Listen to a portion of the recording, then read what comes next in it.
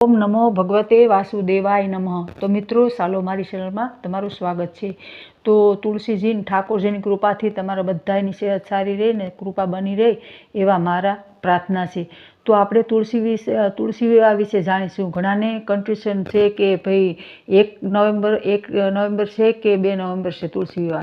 तो आपणे जाणीशुं आगळ एमां एम के जो बधा एम कहे छे कि तुलसी देवउठी 11 दिवसे थाय छे अने घणा एवुं कहे छे कि 12 दिवसे आ वखते 2 11 छे भाग एटले एमां जोशुं आपणे।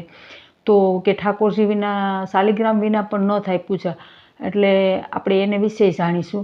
तो एमां एवुं छे ने कि भाई जो तुलसी तमारे घरे होय तो तमे एने 11 करी शको छो अने बायु जो टाइममां ने एवुं बधुं होय तो पछी घणा हवेलीमां ने तमारी परंपरा एवी होय कि पहेलेथी 12 करे छे तो ए रीते कराय, ए रीते करी शकाय छे। शास्त्रमां एवुं कीधुं छे अने टाइममां ने एवुं होय ने अड़चण कंई होय तो पूनमनाय करे छे तो पूनम सुधी थई शके छे तुलसी विवाह आ रीते।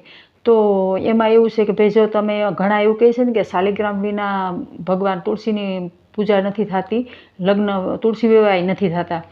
तो एम के तमे एमां जो लड्डू गोपाल होय ने तो ए पण चाले अने ए न होय तो तमारे शालिग्राम होय तो वधारे सारूं। शालिग्रामनुं महत्व बहु छे। एमां एवुं छे कि विष्णु भगवान 4 महीना सूई जाय ने तो आ देवउठी 11 दिवसे जागे छे तो पेलो पोकार ए तुलसी माताने आपे छे एम के।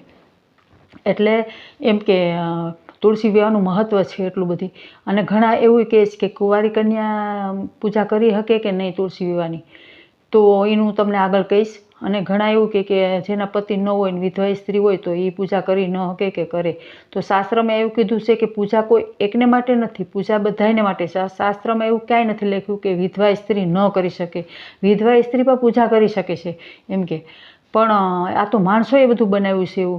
अने कुंवारी कन्याए करावी कशे तो विधवा स्त्री करे तो एने सारूं सेहत ने एवुं मळे छे ने कुंवारी कन्या स्त्रीओ तुलसी विवाहनी पूजा करे तो एने सारो वर मळे छे अने वृद्ध होय ने ए करे तो एने मोक्ष मळे छे।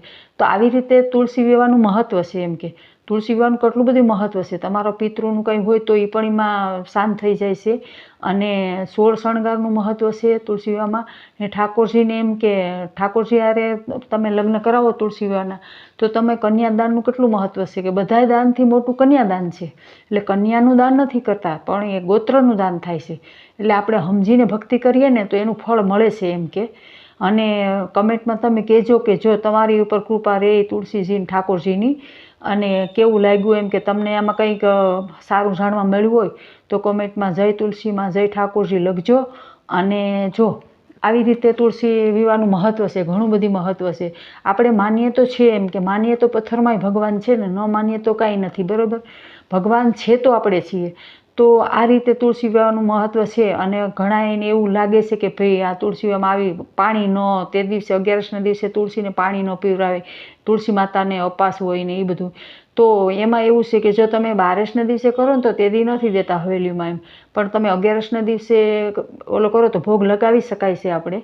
तुलसी माताने पाणी पण अपावी जवाय ने वाळ धोवाय कि न धोवाय तो वाळ तमे धोई शको छो, पण एम के वाळनुं ओलो ध्यान राखवुं पड़े तमारे एम के पाणीथी खाली धोई शको तमे, आवा बीजा कंई कंडीशन एवा बधी न लगाड़ी शको एम एम शास्त्रमां कीधुं छे। तो शास्त्रमां કેટલું બધી महत्व छे एम के तुलसी विवाहनुं।